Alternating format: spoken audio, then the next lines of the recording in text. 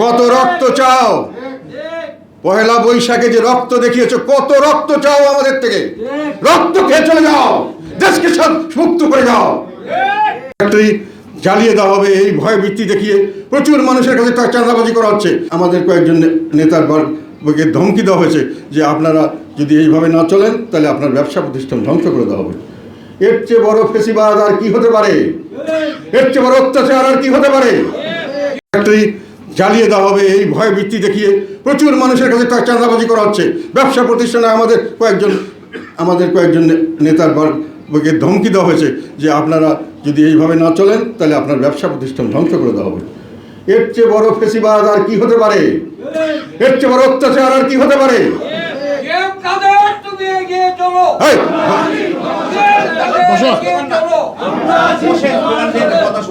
ঘরের ভিতরে স্লোগান চলবে না, স্লোগান দিবা বাইরে।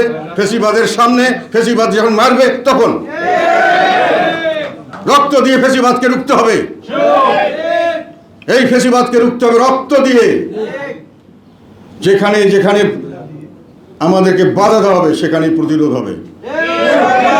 আমি আপনাদেরকে কাউকে আক্রমণ করার জন্য বলছি না, কিন্তু আক্রান্ত হলে আপনারা নিজেকে সেভ করবেন আর দরকার হলে জীবন দেবেন। কত রক্ত চাও? পহেলা বৈশাখে যে রক্ত দেখিয়েছো, কত রক্ত চাও আমাদের থেকে? রক্ত খেয়ে চলে যাও, দেশকে মুক্ত করে যাও। বসুন্ধরা ডায়াপেন্ট এখন আরো উন্নত। এই হট এয়ার থ্রো টপ শীত দ্রুত শোষণ করে সোনামণিকে দেয় কোমল অনুভূতি। পেট ভরে গেলে চলে যাও, দেশকে রক্ষা করতে পারো। মানুষের কাছে আমরা সংগ্রাম করি নাই? শেখ হাসিনার বিরুদ্ধে সবচেয়ে বড় কথা, শক্ত কথাগুলো কে বলেছে? সবচেয়ে বড় শক্তি আমরা দেখানো।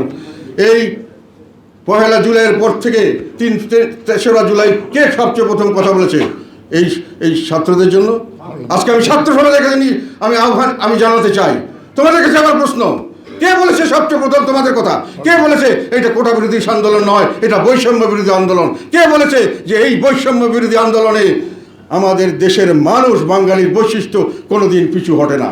সর্বোচ্চ সব ত্যাগ স্বীকার করতে তারা রাজি থাকে, তারা কখনোই পিছু হটে না যতক্ষণ পর্যন্ত না এই বৈষম্য বিরোধী আন্দোলনে জয়লাভ করা যায়।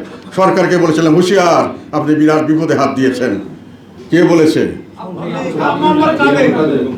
অন্য কোনো দল বলে নাই, জাতীয় পার্টি বলেছে।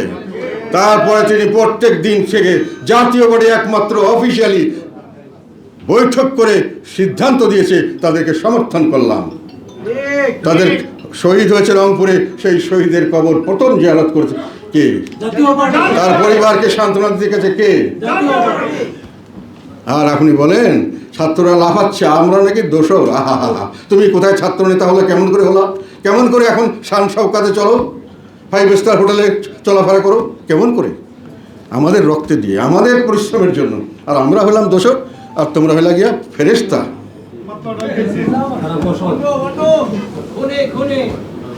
সেই জন্যে বলছি যে আমাদের দলের উপরে আল্লাহর তরফ থেকে এসছে। এনারা, আমি কালকে বলেছি, আজকেও বলছি, সংস্কার এগুলো কিচ্ছু না। আপনি 50 ভাগ লোককে বাদ দিয়ে আপনি সংস্কারের প্রস্তাব করছেন, এটা করছেন, তেন করছেন। এগুলো তো আপনি যখন পরবর্তীকালে যদি সত্যিকার নির্বাচন হয়, সেই নির্বাচনে আমরা যদি আসি, তখন তো আমরা আপনাদের সংস্কার দেখব না, আমরা নিজেই সংস্কার চিন্তা করবো। কারণ আপনারা যে সংস্কার করছেন এটা তো এলিয়ান আইডিয়া। এলিয়ান মানে অন্য গ্রহের থেকে আসা আইডিয়া।